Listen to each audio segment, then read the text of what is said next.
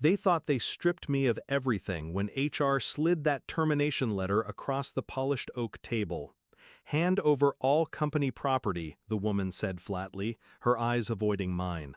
I smiled. I gave them the keys to the building. She thought it was compliance. I knew it was the beginning. An hour later my phone buzzed. The CEO's voice exploded through the speaker. "Why is there an effing eviction notice taped to my office door?" I didn't answer. I just let him scream. I met him 12 years ago. Back then he was just a sharp-dressed dreamer with too much charm and too little restraint. He shook my hand and promised we'd build something together, something that mattered. I believed him. I poured nights, weekends, blood into that company. My ideas, my strategies, my grit. He called me his right hand, his partner in everything but ink. I didn't mind then that the shares were in his name. I thought loyalty was stronger than contracts. But I should have remembered. People like him don't see loyalty. They see leverage. The first signs were small. Meetings I wasn't invited to. Decisions made without me. His laughter echoing down the hallway with the new golden hires, while I sat outside, unacknowledged. Then the whispers. He was grooming someone else to replace me. I ignored it. Loyalty makes you blind. But blindness ended the day I opened that email chain. My name wasn't CC'd, but someone slipped it to me. It was him, my so-called partner, telling the board I'd outlived my usefulness. I read the words twice, 3 times, each syllable cut deeper than the last. I didn't rage, I didn't cry. I planned. I knew something they didn't. The building wasn't owned by the company. It was owned by me. Quietly, through a trust, through a name they never bothered to trace. I bought it years ago when the company was strapped for cash. He'd thanked me then, never realizing I hadn't donated the money, I'd secured the deed. For years, I let them believe they were the kings of that castle.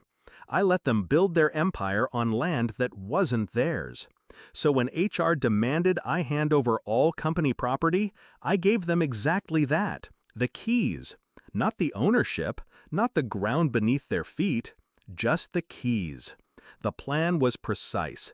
Step 1, terminate the lease, effective immediately. Step 2, call in the sheriff's office to serve the eviction notice. Step 3, sit back and wait for the panic to spread like wildfire through their polished glass walls. I didn't need to sabotage servers or steal clients. I simply pulled the floor out from under them. The CEO's second call came 30 minutes later. His tone had shifted. Less fire, more fear. "You can't do this," he hissed. "We'll fight it." "You'll lose," I said calmly. "Read the lease. Clause 12. Termination upon breach. You broke it months ago when you diverted funds for personal expenses." Silence.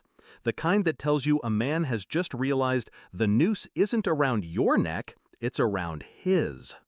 I thought back to the countless nights I stayed in that office, lights burning past midnight. The projects I saved, the crises I solved, the loyalty I gave so freely, all dismissed with a cold email and a staged firing.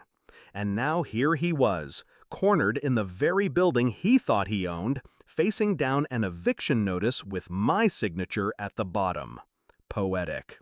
By the end of the week, moving trucks crowded the parking lot. Executives carried out boxes under the watchful eyes of security.